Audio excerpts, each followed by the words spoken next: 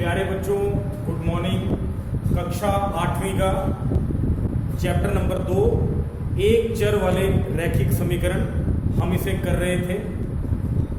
आप सोच रहे होंगे बहुत लंबे समय से चैप्टर नंबर 2 ही चल रहा है बच्चों, क्योंकि ये चैप्टर काफ़ी लेंथी है, काफ़ी बड़ा चैप्टर है। इसमें प्रश्नावलियाँ भी काफ़ी हैं और उसमें प्रश्न भी काफ़ी हैं।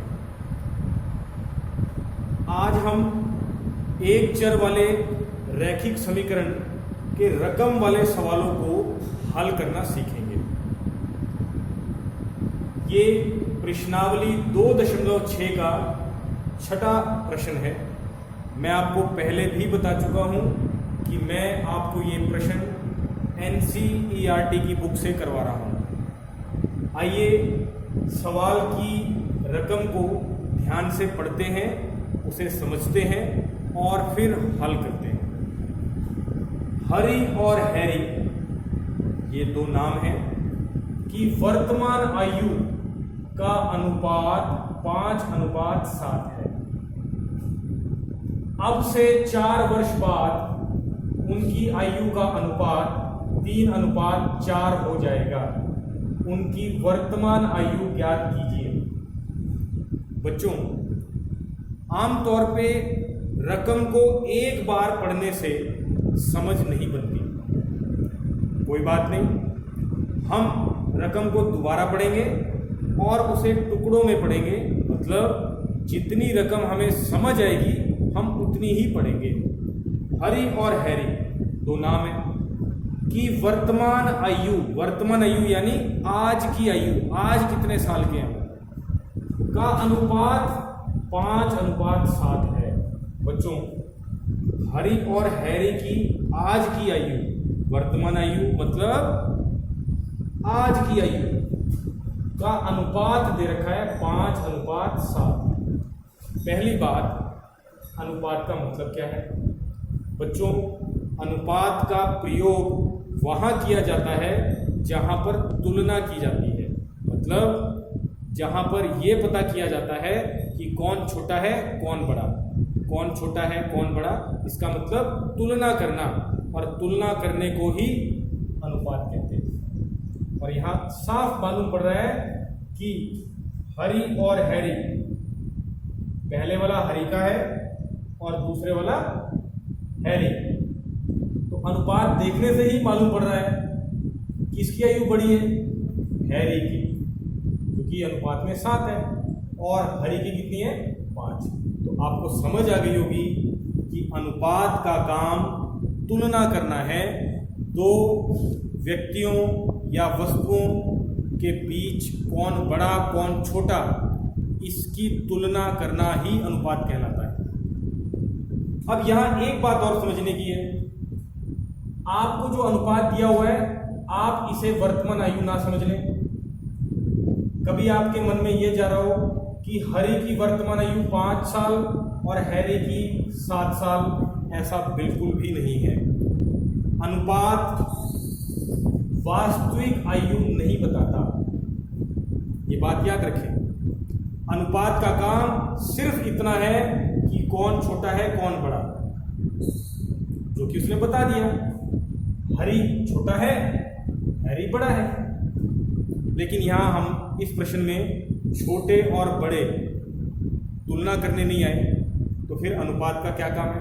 तो ध्यान दें, अनुपात वास्तविक आयु नहीं बताता। इसका मतलब हरी की आयु 5 साल पक्का है ऐसा नहीं है, हो भी सकती है लेकिन पक्के तौर पे नहीं कह सकते। हैरी की आयु 7 साल है, हो भी सकती है और नहीं भी हो सकती है। इसका कारण क्यों, तो आइए समझते हैं। मान लीजिए मैं कहता हूं कि हरी की आयु 15 साल है और हैरी की आयु 20 साल है। ये हरी की आयु है और ये हैरी की आयु है। अब इसका अनुपात ज्ञात करते हैं। अनुपात के लिए 2 बिंदु का निशान बीच में लगा देते हैं।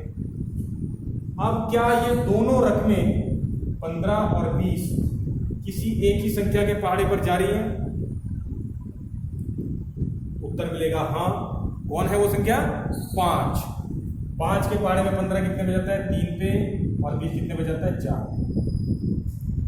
अब आप इसे समझें, अगर आपको किसी सवाल में ये कह दिया जाए कि हरी और हैरी की आयु का अनुपात 3:4 है, अब तो आप समझ गए होंगे कि हरी 3 साल का नहीं हो सकता और हैरी 4 साल का नहीं हो सकता। हरी 15 साल का है और हैरी 20 साल का है। इसका मतलब अनुपात जो दिया होता है वो वास्तविकता नहीं बताता। तो कैसे पता चलेगा? मान लो आपको ये मालूम ना होता कि इनकी वास्तविक आयु कितनी है, यानी ये नहीं पता होता आपको सिर्फ ये पता होता कि इनका अनुपात आयु का 3:4 है। तो 3 और 4 से असली आयु कैसे आएगी? तो 3 और 4 को किसी एक संख्या से आपको गुणा करनी पड़ेगी, जिससे असली आयु या वास्तविक आयु आ जाए। यहां पर वो संख्या कौन है?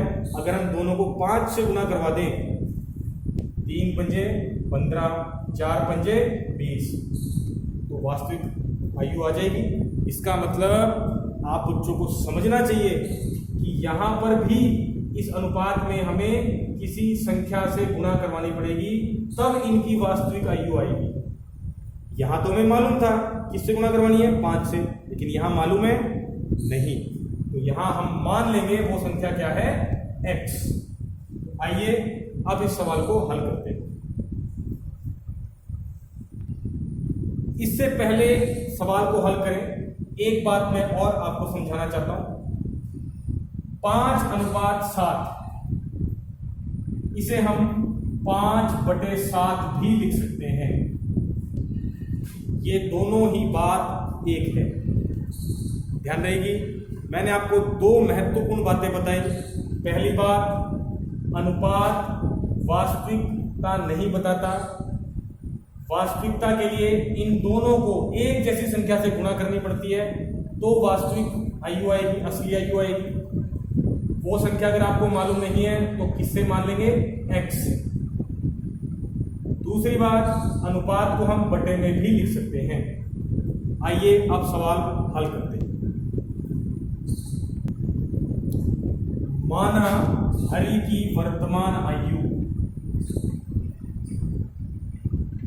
बच्चों मैं फिर आपको समझा रहा हूं, हरि और हैरी की वर्तमान आयु का अनुपात दिया हुआ है। ये इनकी वर्तमान आयु नहीं है, ये सिर्फ अनुपात है। इसीलिए मैंने माना शब्द का इस्तेमाल किया, क्योंकि मुझे अभी मालूम नहीं है इनकी वर्तमान आयु कितनी है, असलियत में कितनी है। ये सिर्फ अनुपात है। तो माना हरि की वर्तमान आयु 5x। मैंने बताया था ना, अनुपात से असलियत में वर्तमान आयु कब मिलेगी? जब आपको ये पता होगा कि इन दोनों को किस एक जैसी संख्या से गुणा करनी है। वो एक जैसी संख्या हमें मालूम नहीं है, इसलिए हम क्या मान लेते हैं? इन दोनों को किससे गुणा करनी है? x से। इसलिए अब हरि की वर्तमान आयु कितनी बन गई? 5x। व हैरी की वर्तमान आयु कितनी बन गई? 7x, क्योंकि दोनों को एक जैसी संख्या से गुणा करवाना है, मैंने वो x से करवाया। ये आपकी वास्तविक वर्तमान आयु है। आगे, अब से 4 वर्ष बाद, बच्चों ये तो बड़ा आसान काम है। आज आप 10 साल के हैं, तो 4 साल बाद कितने के होंगे? आपके मन में जो उत्तर आया बिल्कुल ठीक, हम 14 साल के हैं। अगर कोई बच्चा 10 साल का है तो 4 साल बाद यानी 4 और जोड़ दीजिए, 14। अब हरि की आज की आयु, वर्तमान आयु 5x है, तो 4 वर्ष बाद क्या आयु होगी? 5x में 4 और जोड़ दीजिए। चलिए करते हैं। 4 वर्ष बाद हरि की आयु, यहां वर्तमान आयु नहीं लिखेंगे, क्योंकि वर्तमान का मतलब आज की आयु, और 4 वर्ष बाद तो भविष्य की आयु है, तो यहां वर्तमान शब्द नहीं आएगा। आप में से कुछ सोच रहे होंगे हरि की भविष्य आयु क्यों नहीं लिखेंगे? क्योंकि भाई भविष्य की जगह हमने यहां लिख दिया है पहले ही, 4 वर्ष बाद हरि की आयु। आज हर एक आयु 5x है, 4 वर्ष बाद 4 और जुड़ जाएगा, कितनी आयु हो गई 5x जमा 4। 4 वर्ष बाद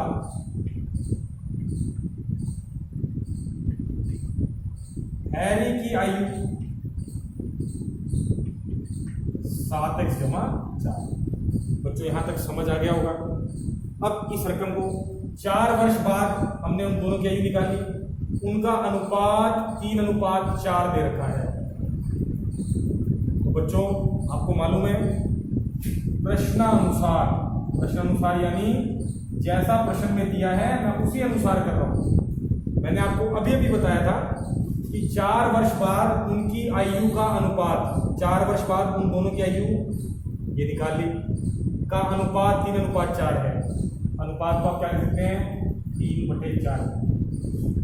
ये 3/4 किसकी आयु, उनकी 4 वर्ष बाद की, तो लिखिए 5x जमा 4/7x जमा 4।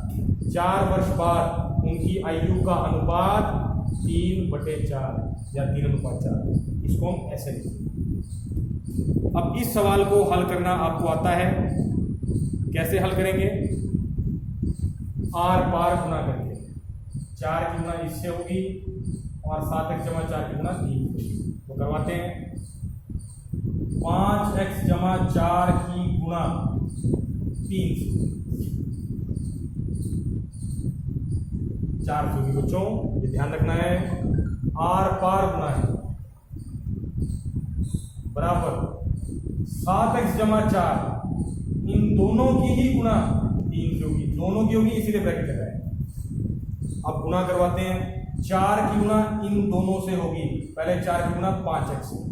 मैंने आपको समझाया था जब दो पदों की गुना होती है तो पहले उनके चिन्हों की गुना होगी। 4 का चिन्ह क्या है प्लस, 5x का भी चिन्ह क्या है प्लस, प्लस प्लस प्लस, और शुरू में प्लस दिखाने की जरूरत नहीं है। 5x की गुना किससे 4। अब 4 की गुना 4 से, तो पहले चिन्हों की गुना, इसका चिन्ह प्लस और इसका भी कुछ नहीं है तो प्लस, प्लस प्लस प्लस 4 गुना 4। अब 3 की गुना इन दोनों से, पहले 7x से फिर 4, 3 की गुना 7x। 7x का चिन्ह क्या है प्लस, 3 का भी क्या है plus, plus plus plus 7x गुना 3।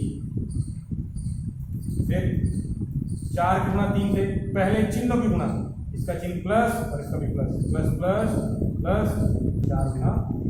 अब इसे हल करते हैं। संख्या की गुना संख्या से, 5 चौके 20 x आ जाएगा जमा 4 चौके 16। संख्या की गुना संख्या से 7 तिहाई 21 x आ जाएगा सही जमा 4 तिहाई 12। बच्चों यहां तक समझ आ गया होगा। अब आगे हल करते हैं।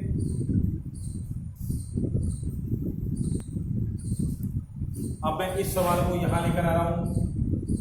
पहले मैं ये रकम यहां लिख लेता हूं 20x जमा 16 बराबर 21x जमा 12।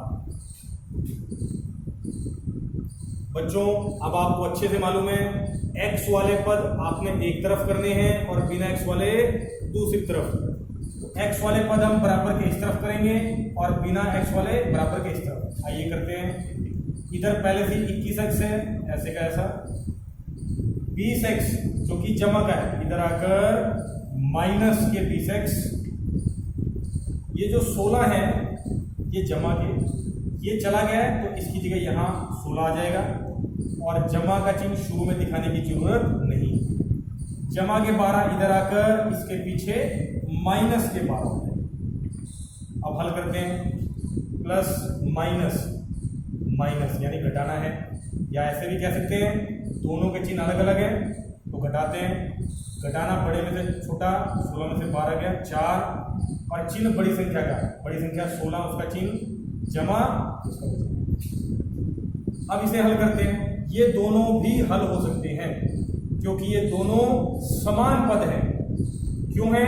क्योंकि दोनों में एक जैसा चर है, x x, एक जैसे चर होने के कारण ये समान पद है, ये हल हो सकते हैं। और हल कौन होगा? इनके आगे जो ये संख्या है जिसे हम क्या कहेंगे गुणांक, गुणा में अंक, इसका गुणांक 21, इसका गुणांक -20। हल करते हैं। प्लस माइनस माइनस यानी घटाना है, 21 में से 20 गया 1। चर ऐसे कैसे रहेगा, x है तो x ही रहेगा। इनमें बड़ा कौन है 21, उसका चिन्ह जमा तो यहाँ जमा। एक किसी चर के साथ अगर 1 है तो उसको हम हटा सकते हैं, इसे x लिख सकते हैं। x का मान कितना आ गया 4। बच्चों अब हम वर्तमान आयु निकाल सकते हैं। हमने शुरू में हरि की वर्तमान आयु क्या मानी थी 5x। आपको वो संख्या नहीं पता थी जिससे इसको गुणा करवाएंगे तो असलियत में वर्तमान आयु आ जाएगी। वो संख्या हमारे पास आ चुकी है, कौन है 4। जैसे ही x की जगह 4 रखेंगे बीच में गुणा आ जाएगा। 5 चौके 20 वर्ष। इसका मतलब हरि की वर्तमान आयु 20 साल की। मैं कह रहा था ना आपको कि ये जो आयु दी है ये वास्तविक आयु नहीं है, वर्तमान आयु असलियत में नहीं है। अब हैरी की वर्तमान आयु निकालते हैं।